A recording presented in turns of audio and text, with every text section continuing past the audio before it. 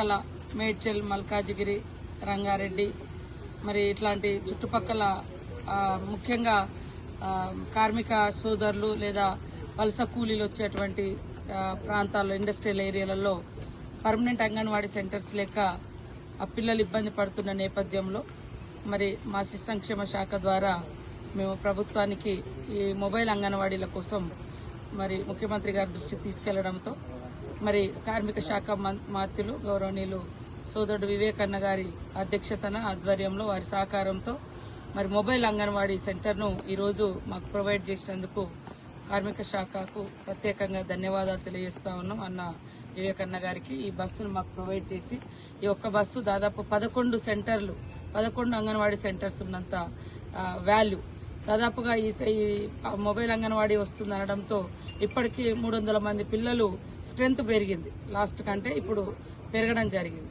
కాబట్టి అంగన్వాడీ సెంటర్స్లలో ఎట్లయితే గర్భిణీ స్త్రీలకు, పిల్లలకు, బాలింతలకు మరి ఎట్లా పోషకాహారాలు అందిస్తూ మరి పిల్లలకు కావాల్సినటువంటి ప్రైమరీ ఎడ్యుకేషన్ కానీ ఇవన్నీ ఎట్లా ఇస్తామో ప్రీ ఎడ్యుకేషన్ అట్లనే ఇక్కడ మరి మనము ఈ అంగన్వాడీ సెంటర్ ద్వారా హైదరాబాద్ చుట్టుపక్కల ఉన్నటువంటి స్లమ్ ఏరియాలలో కానీ ఇండస్ట్రియల్ ఏరియాలో వలస కూలీల కోసం, వలస కార్మికుల కోసము మరి ఏర్పాటు చేయడం జరిగింది. తద్వారా పిల్లలకు ఒక పౌష్టికాహారాన్ని అందించిన వాళ్ళమైతాం. తర్వాత ఎడ్యుకేషన్ కూడా ప్రీ ప్రైమరీ ఎడ్యుకేషన్ కూడా అందిస్తూ ఉంటాం. ప్రతి సెంటర్కు 2 రోజులకు 3 రోజులకు వెళ్ళి అక్కడ అంగన్వాడీ మొబైల్ వెహికల్ తిరుగుతూ ఉంటుంది. కాబట్టి ఇప్పుడు మేము పర్మనెంట్గా వెంటనే ఇన్ఫ్రాస్ట్రక్చర్ డెవలప్మెంట్ చేయడం కొద్దిగా కష్టము. అదే కాకుండా కొంతమంది కూలీలు కూడా సీజన్ల వారికి వచ్చి వెళ్ళిపోతుంటారు. ఇప్పుడు మహబూబ్నగర్ కావచ్చు, వరంగల్ కావచ్చు, లేకుండా ఆదిలాబాదు మంచి చుట్టుపక్కల చాలా దూరం నుంచి వచ్చి ఇక్కడ కూలీలుగా పనిచేస్తుంటారు. కానీ వాళ్ళకు ఒక పర్మనెంట్ ఇల్లు అట్లా ఏమి ఉండదు. తర్వాత పనులు లేనప్పుడు మళ్ళీ వెళ్ళిపోతూ ఉంటారు.